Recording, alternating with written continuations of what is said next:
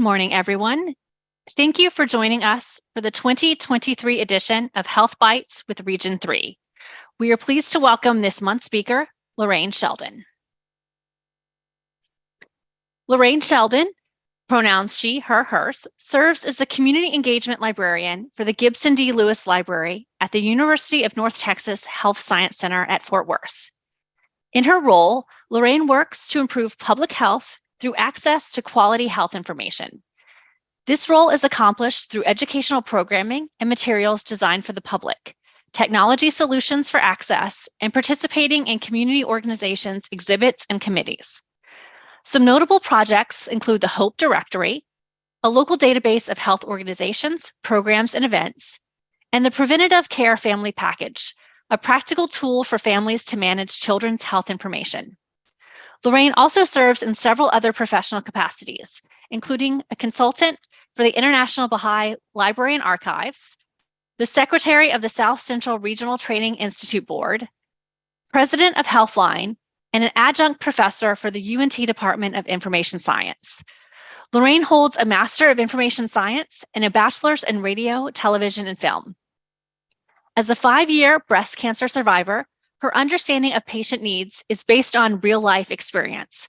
She believes deeply in the ability of communities to make meaningful change through efforts at the grassroots. Finally, Lorraine seeks to generate informative, empowering, and visually beautiful programming in all her work. In today's Health Bytes, our speaker will give a presentation on creativity, ideation, and engagement, how a grant idea is formed. So Lorraine, thank you for being our guest speaker this morning, and I will turn everything over to you. Thank you so much, Jen. I'll go ahead and share my screen.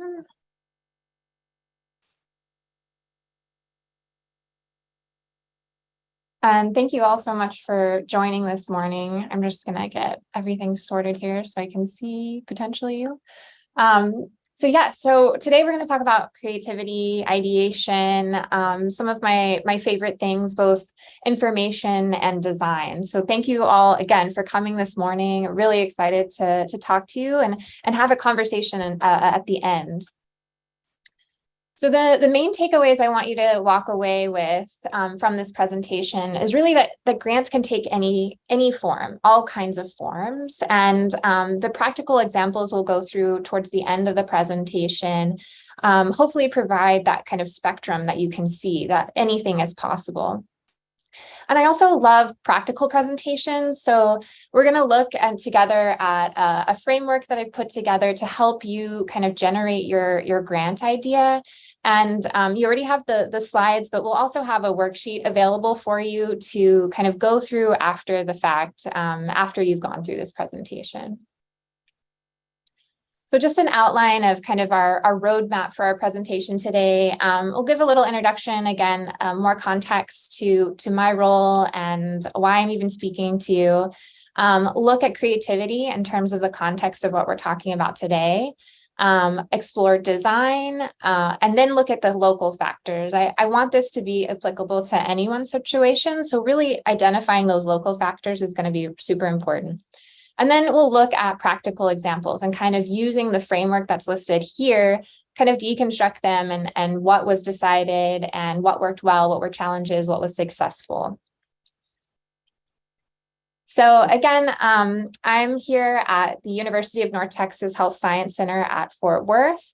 And we have a unique situation in our library, and our university has had someone in my role for at least 30 years. Initially, it was part-time, but about 20 years ago, it became a full-time position, and there's been a lot of dedication to the external community that exists and needs the support of a medical information and a medical library.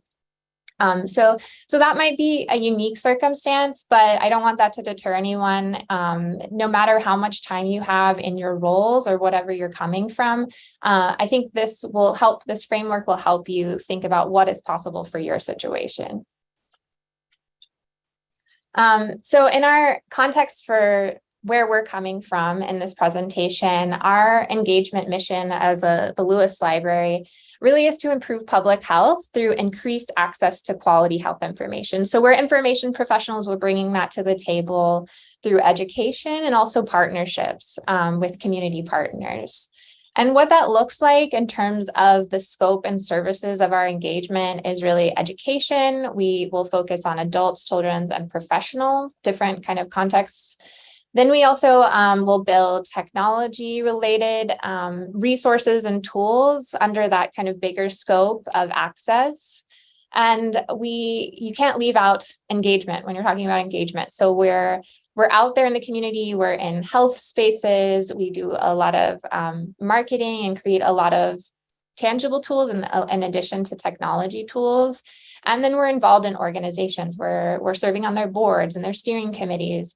That way we're engaging in the community that we're serving. And then of course, site visits are a big part of that. But generally, we reach about 2,000 people in person, so in-person interactions, and then have several thousand above that in terms of our technology interactions and the different things that we provide. So some program examples are, we've had micro programs for children that are storytime based. We've had adult programs related to DNA. Some professional programs related to PubMed, but many of these, which is encouraging, were really developed initially through grant funding. So we developed them, and what's nice is that they have long-standing power. So like, even though we did them years ago, they're still useful to our work, which is worth the investment in terms of the time spent on applying for grants. So we're gonna jump into it. We're gonna start with creativity, because the whole purpose of this presentation, again, is like, how do I create an idea for a grant? So I want to pose a question, and I'd love to hear people's, or not hear, I'd love to see people's responses in the chat. And the question is, what words come to mind when you think about creativity? So I'll give you a second. Innovation, absolutely, definitely. Imagination, fabulous. Art, yeah, art definitely comes up. Unique, out of the box, ideas. This is fabulous. Thank you guys. Oh, fun. I love it. So yeah, all of these things, and yeah, please continue adding to the chat, are kind of things that come to mind when we think of creativity. Some other kind of major words that end up in definitions are novelty, originality, innovation. But what we're going to look at today is kind of the process of creativity. Sometimes there's this myth that creativity is like you're walking down the street and suddenly a light bulb, like a spark happens, and then an idea just appears. But really, it's a process. So when I think of creativity, like true creativity happens within boundaries of limitation and constraint. And that can feel like, what's that? Like, I'm an artist, but actually, an artist has to choose a material, a medium, and those limiting factors, those boundaries that we're identifying together actually allows us to flourish in our creativity. It helps us know where we're at in space. And then design is also an expression of purpose. There's a reason we're creating this. Again, thinking about an artist, because art has come up, just that desire to make something beautiful is a purpose for that creation. But we're looking at it in terms of grants today. So again, as we explore this, it's really to find where our walls are. Where are we working? What are our constraints? So we're going to start with design and the design process. And I'm only touching on this. Design thinking process could be like an entire course in a university, but I'm really just adding this little nugget for you guys to kind of dig deeper. As a librarian, I love to know, okay, I'm gonna look into that more. So I'm just going to reference design thinking process as a term for you guys to do some more homework on. But really, it is the process of the formation of an idea, from idea to product. And usually they're very user-centric. So you're defining things, and really, again, I'm just referencing it, but we're going to look at this particularly section of define and a bit of emphasis, but this earlier stages. So in terms of a grant idea, defining your problem and solution are kind of the three first steps, I'd say, as a part of our framework of finding our grant idea. So, sometimes problem and need are put together, but I think, a problem is like, what is it that needs to be resolved? So in this example, food insecurity in a particular geographic area of a zip code is the problem.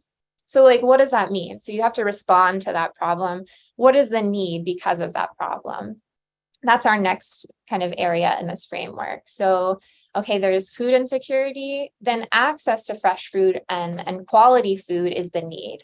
And then we lead into solutions. So we have our problem, we identify what is needed, and then the solution. What are you going to do? How are you going to respond to that need? So in this example, again, providing educational resources on community and home gardens so that people can build that capacity to supply their own fresh food and quality food.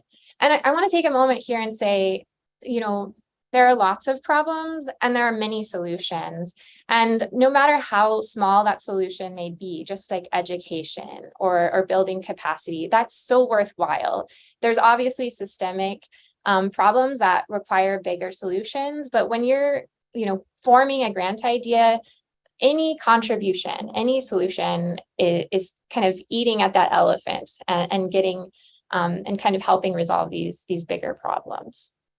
So there's a star on this solution for a reason. So I want to add to this particular kind of defining your solution, this concept of form and function. So from my experience, whenever I'm thinking about the solution that I'm generating, I'm also in the back of my mind also thinking about its functionality and its form. So like, what does that mean?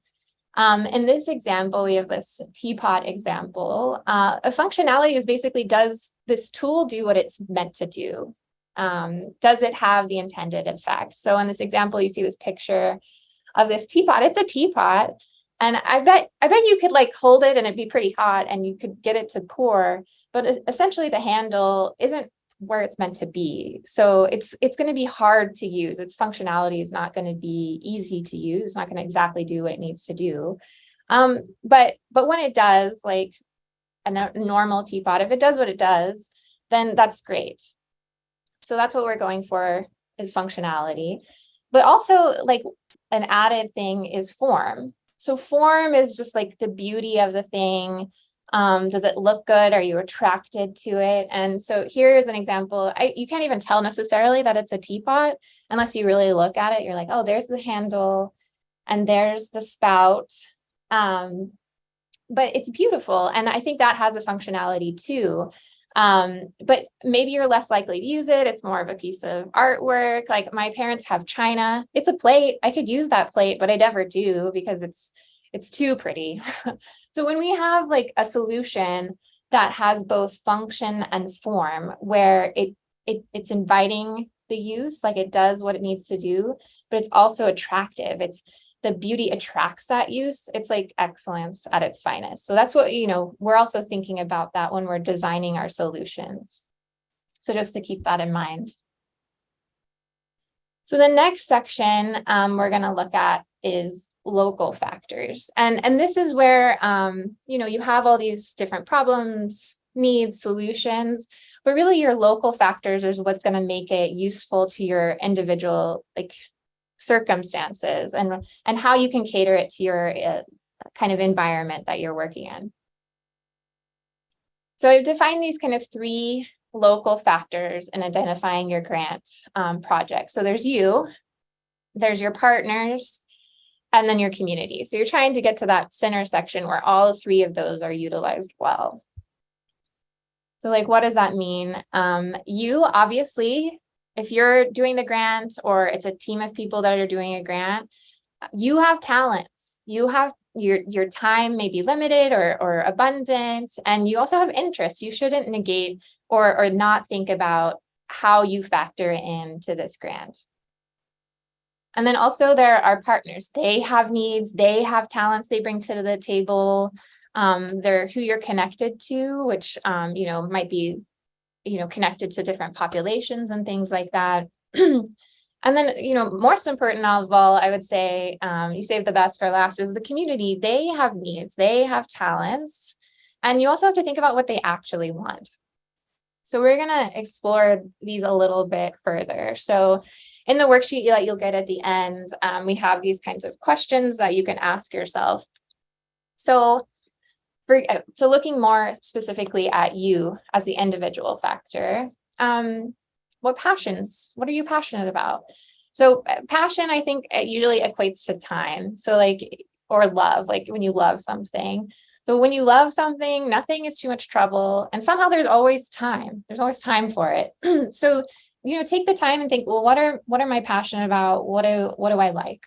And then what skills do you possess? So I'm a librarian. I have organizational skills, very much into information. So what are the skills you're bringing to the table? Taking the time to think about that.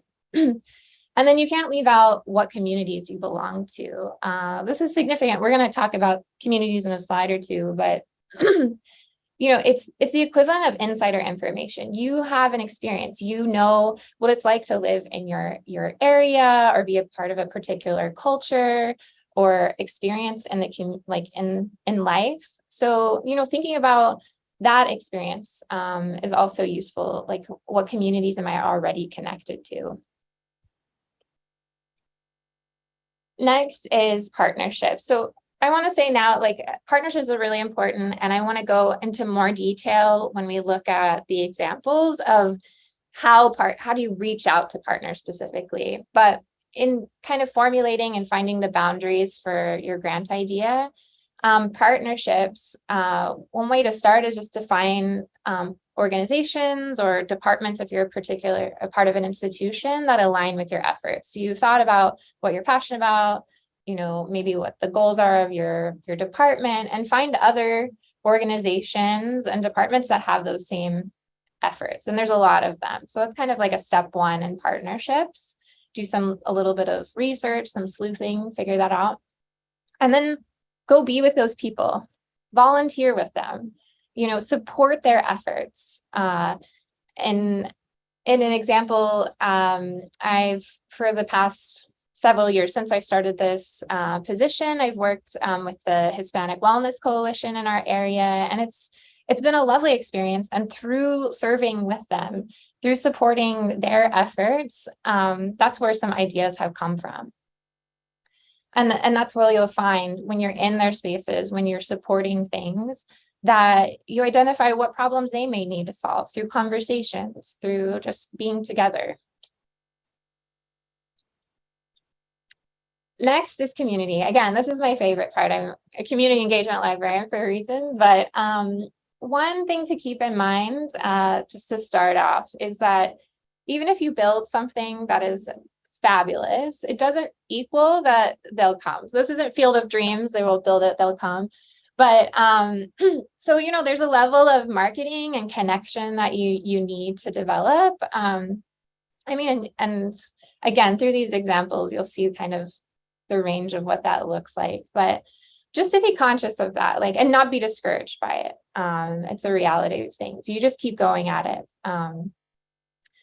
And it kind of leads to the second one.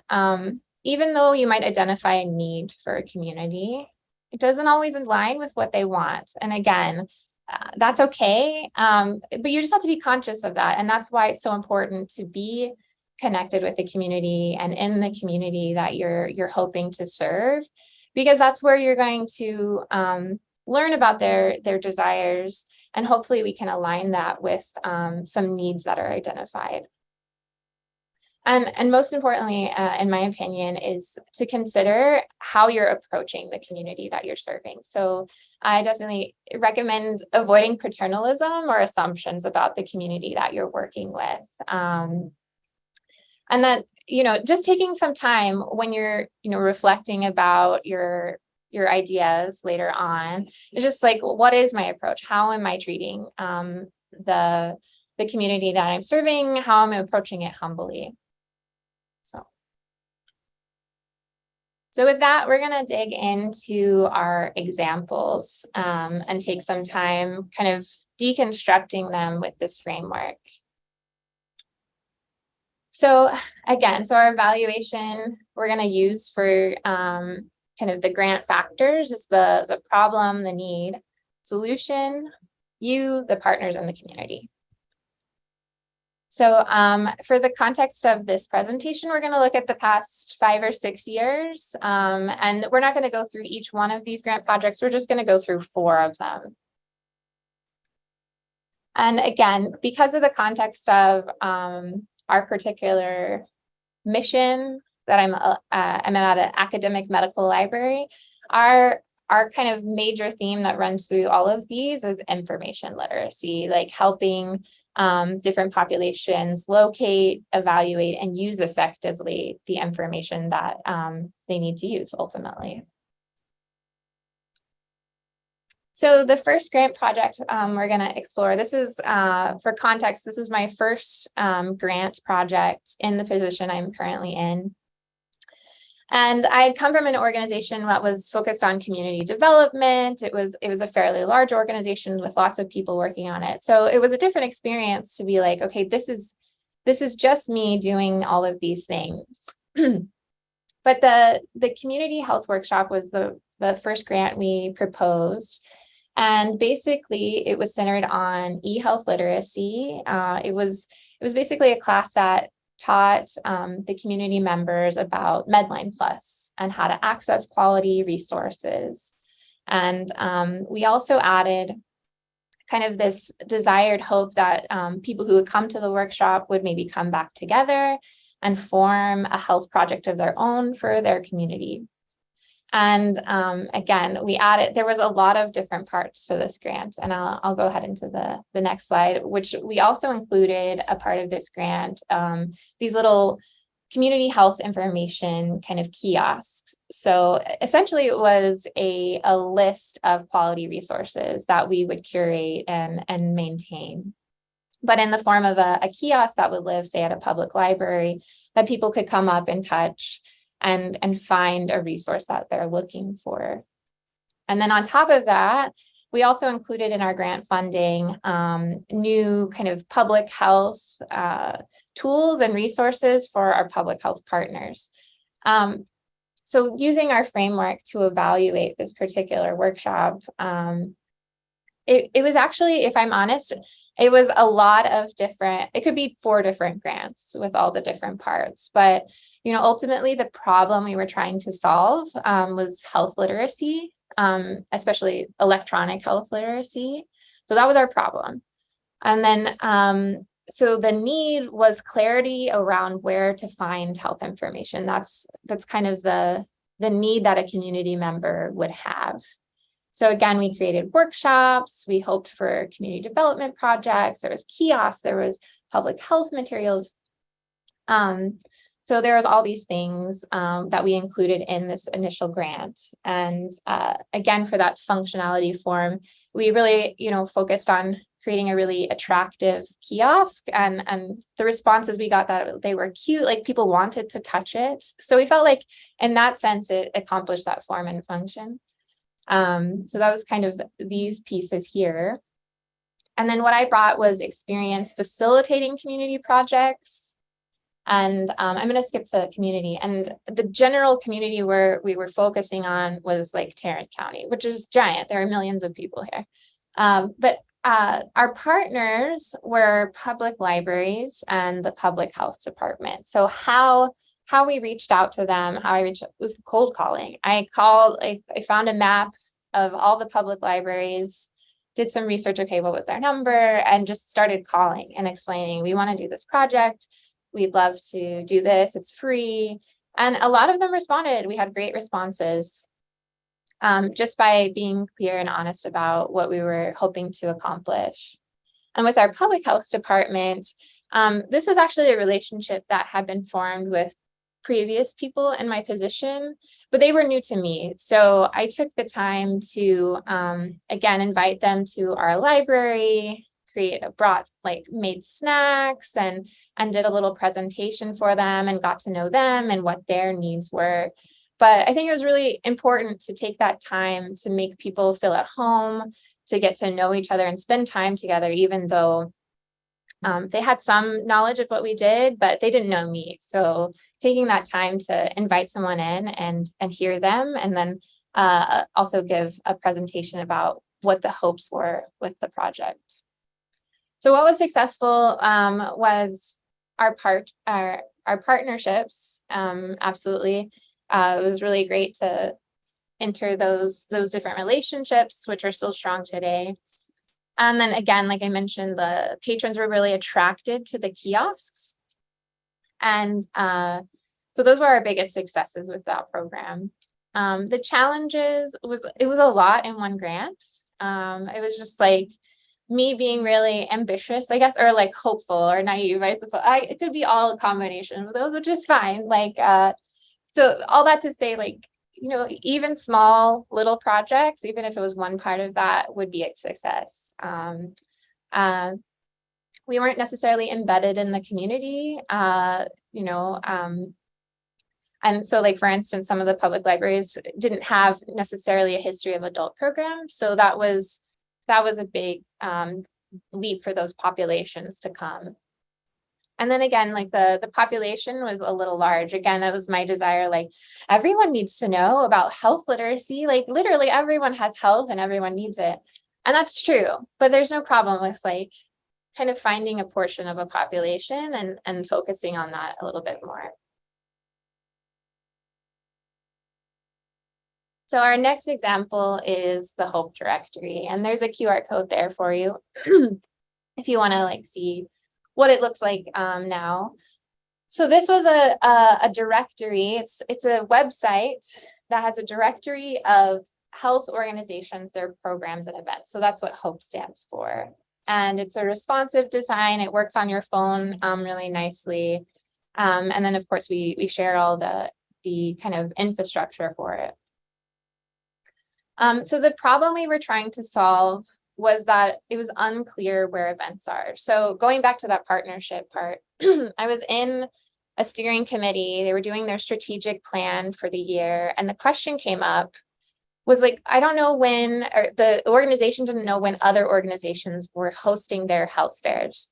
So the question, well, when do we hold our health fair? Well, we couldn't answer that question. When are other health fairs?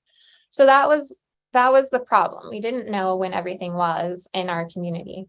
So the need was we needed to update the resource. That wasn't like an updated resource that is not machine driven. So there are resources like 211. I think we have a local county one that's designed, but those are curated by robots kind of grabbing information online.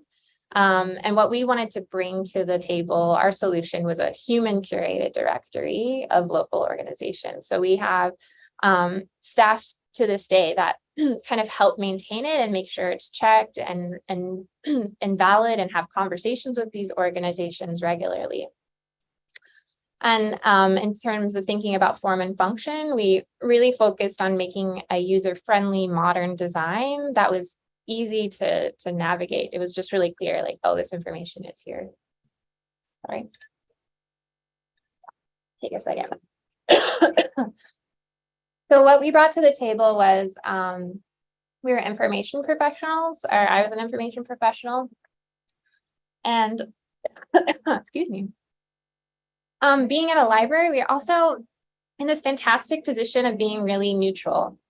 People, when we approached them about being added to the directory, didn't feel a sense of competition, because libraries particularly are all about letting people know what other people are doing. Like, people are doing amazing things in the community, and we want to let you know. So the library, from being from this position, was really excellent, because that the kind of wall that might exist when you approach someone wasn't there, because they know what libraries are about. Our partners, before it was external partners. In this case, it was working internally within our department with a different division. So our library digital scholarship was our biggest partner. And in terms of funding, we actually allocated our budget, like a majority of our budget, to the salary of the web developer, because she was putting in a lot of work for this. And then, of course, our conversations with organizations, they were kind of natural partners because they were entering their information into the directory. So our scope was geographically large, still Tarrant County and surrounding counties, but it wasn't like 1 million people. We were trying to find a few hundred organizations, basically. So it was a bit more manageable in that sense. So what was successful was, again, the partnerships and showing in a real tangible way that we were supporting them. And then people who find Help Directory absolutely love it. We've had people from the community reach out to us and be like, can I tell people about this? And we're like, absolutely. Like, here's some cards. They like help design little business cards that they could hand out in their neighborhood. But challenges, it's always a challenge, to market. Constantly marketing and letting people know is always a challenge. And then, the launch took longer than maybe we anticipated, but that's okay. I think grant timelines are always kind of a estimation, so being okay with that.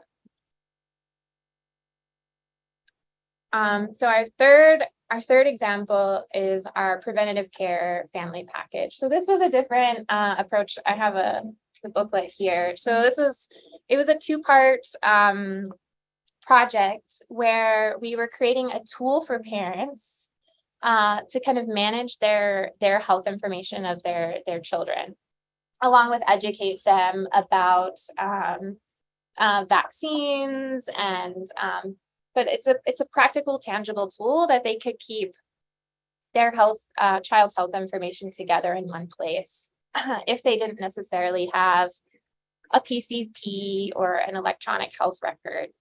They could have this one that they could bring around with them.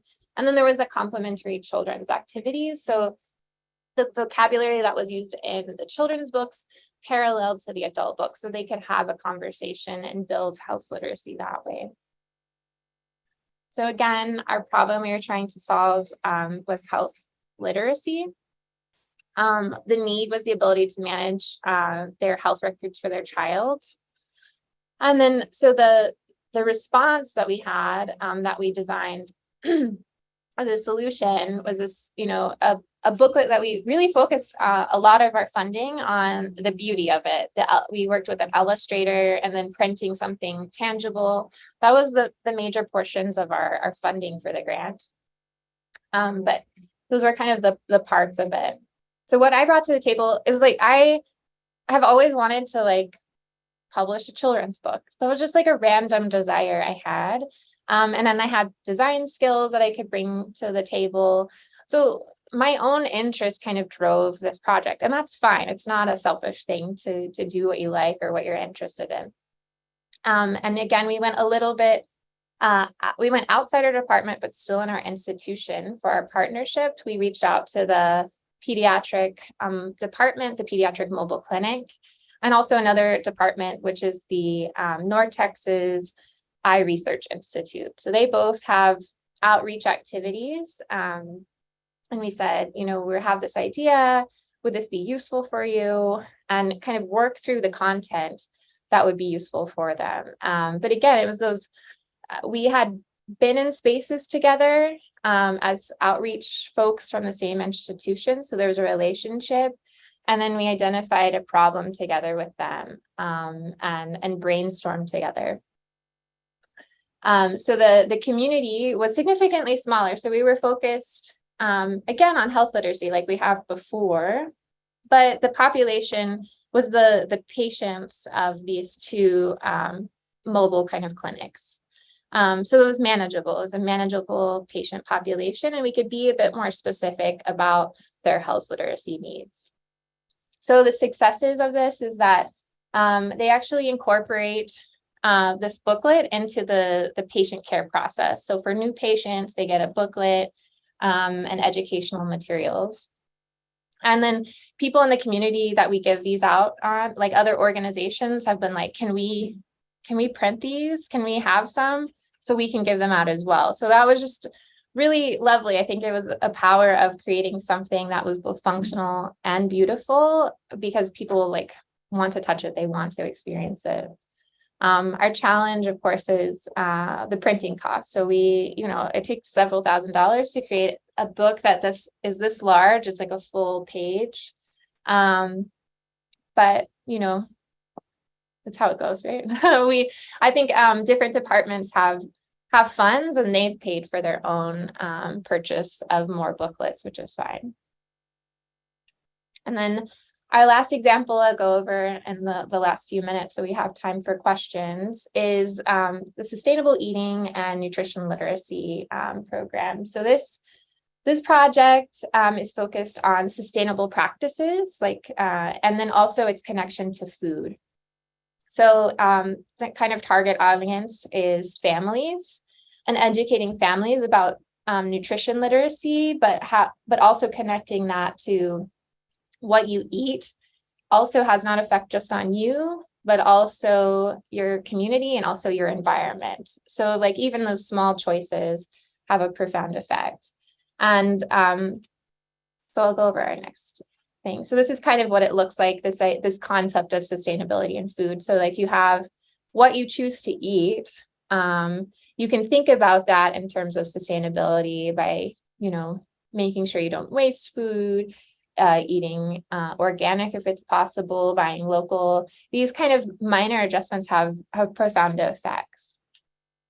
So again, we talked about nutrition literacy, that's a major part. And then the secondary half is sustainability. And the sustainability part, you saw a sample page, but we always talk about some sort of capacity building. So we talk about composting and how to do that. We talk about container gardening and what that looks like, and how you can do it practically. And then every family, in addition to the educational materials, gets a little growing kit, like a sprouting kit. So they can they have the experience of growing their own food on their own. So what this looks like, the problems, these giant problems that we're trying to tackle, right, in a small way, is obviously climate change, climate action, nutrition literacy, and also food insecurity at a local level. So the need is a practical solution presented in an approachable way.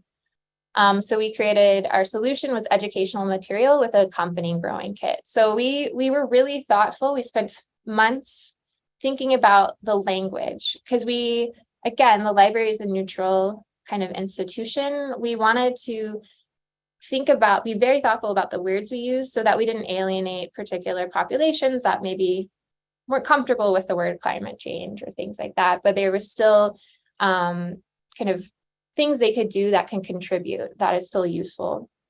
So again, we tried to make a beautiful booklet, and we really focused and refined our growing kit. And we actually tested 2 out and went with one that was the easiest to use. So our passion was family and design and publishing, again, a little bit like our previous one, but this one was targeted towards the whole family.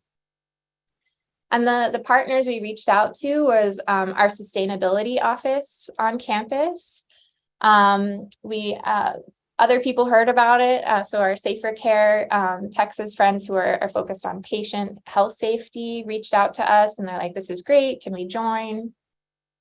And then we'll also be working, we've actually been creating a lot of relationships with sustainability partners in our North Texas area. And we'll hopefully be distributing the kits through community gardens and different community spaces. So our North Texas community is kind of the community we're focused on, and specifically those zip codes that have food insecurity or maybe food desert. So that's kind of this kind of narrowing down, not just North Texas, but specific communities. So our success is that it's timely. People really like it. It's especially with inflation, even like growing kits are useful for every family. Really, it's lovely. It's a really bonding experience as a family to grow food together and eat it. And, parents who don't necessarily eat as much vegetables as their children, because, the parents are like, you need to eat your vegetables, but they don't necessarily eat it. When they grow something together, they actually have this collective experience, and it helps everyone in the family eat more quality food. But we've had people incorporate it into their department goals. Our project that we created, they're like, oh, you need to go help the library with this. But the challenge is obviously the process took longer than we expected to develop, but we're just really satisfied. We talked to many different experts to make sure we're saying the right things. So we feel like we've made something that will last a while. So yeah, those are hopefully some helpful examples. And we're going to move on to kind of questions and answers. So I'd love to, if we want to brainstorm this together, we can, but the framework worksheet is available. We might be able to put this link in the chat potentially. But we put this kind of worksheet so you can work through the kind of different stages so that when you're thinking of your grant idea, so that's available to you guys through our repository. But I'm going to hand it back over. This is my information if you want to capture that. But I'd love to open it up for questions. And I'll stop sharing if that's helpful. If I can find the button there. Thank you so much, Lorraine, for that presentation. And I love the way you mentioned, yes, like health literacy affects everyone. You want to share your knowledge with the world, but it helps when you're doing a grant to kind of think small and think of who you can help without kind of trying to take on the world, especially when you're doing a project by yourself. Yeah. Okay, so I know. Okay, so we have a couple of questions are coming through.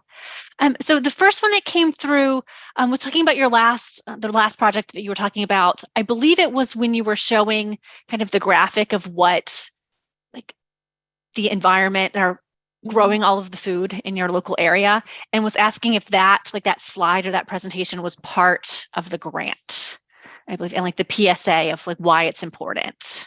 Yes, yeah, it is. It's actually it's just our thing is at the printer now, but if you can see my screen, it's actually it's a layout in our page. So like it's a part of our booklet. So I just took that out so people could see it. But I can show some other pages. These are some other like spreads from that. But yeah, so it's just part of our content. This is like the how-to of a growing kit, like what are the stages of the growing kit and things like that. Perfect. Okay, we've got a couple of questions in. Let's see. The first question is, one of our questions is, our HSC library isn't open to the public. Any advice for engaging more with the community? Oh yeah, that's a great question. Yeah, we're kind of in flux. We don't have people come as much. Through the pandemic, I think we actually had to do a lot digitally. So all of our, and I'm working on this process now, but creating packages, like digital packages of educational material and putting it, say, in your repository for people to download. There's so many populations that could benefit from that, like teachers, library program directors. So I think you can still make like educational tools and put them out there through your digital outlets. And then I think if they can't come to you, it's always nice to go to them if your leadership allows that as part of your time. Maybe it's just one health fair and you're telling them about Medline Plus or giving them a list of quality resources. I think there's a lot of different ways. It is sad though. It was really nice to have the community be able to come in, but I think there's both digitally and then taking yourself out of the library are some of the suggestions I have. Okay, thank you. Okay, now we've got a question about kind of applying for the grants. And do you develop the budgets for your grant submissions? And how do you plan on what you need to purchase and justify with your grant money? And then there's a follow-up to that, but I'll let you start. So how do you figure out your grant, your budget? What are you going to need? Yeah, well, I think I figure out like this, I use this framework, like what am I going for? Like, and then I think funds are, either you could put them towards the salary time if people say developing something digital, if it ends up being like a digital object, because ultimately that doesn't require any printing necessarily. So you could put it towards the time that person is allotting to that, which makes your leadership happy. They're like, oh, thanks for this money. But I think also creating tangible things. So like all the materials, like for our growing kits, like the cost of the glass container, the special lids, using contractors. So we some of our funds go to an illustrator to make all the illustrations. That's, I don't know, like $2,000 there.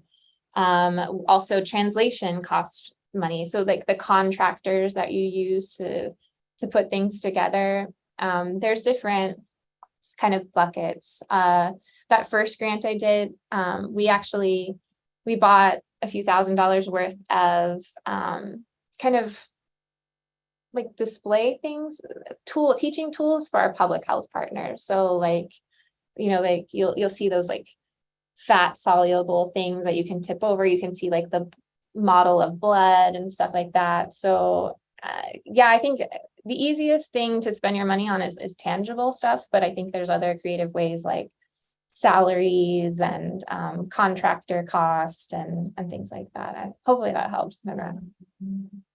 Thank you. And then also a follow-up was, which grant agencies do you reach out to get grant funding? Yeah, so obviously the National Library of Medicine is a natural one because I'm a medical library. Because it is hard. I would say it is hard to spend like a ton of money. It's kind of like overwhelming. So I appreciate how they're a manageable size. We also have in our region kind of a coalition of medical libraries, and they have their grants. But I think there's actually a surprising number of grants that are local that you can go for, or statewide. I think people have a lot of success here in Texas applying for some of the state grant funding. Also the FDA has some good funding. They're pretty generous. But I think with smaller grants through organizations or kind of local collaborations, those are the ones that I've been successful with. And also the National Library of Medicine. It's kind of an every year thing. So. Okay, so another great question. How do you scope projects so that they can be time limited? A lot of things that are worth doing once for a year are worth doing indefinitely, but grant funding isn't usually available for an ongoing program. So do you do a grant funded pilot, and then kind of what happens after that? Yeah, exactly. I think all of the any grant we've done, we think about it in terms of like, how will it be sustained afterwards. So for instance, with the Hope Directory, I made sure with leadership and administration that this is something we wanted to continue to support. So, I mean, obviously the initial push was pretty big, but now it's just maintaining and, adding and maintaining relationships. So the time commitment isn't as high as those first years that were grant funded, but we still maintain it. And I think we make sure that it can be a digital form later. And I all the content that we developed, I still use in programs now. I think it's always good.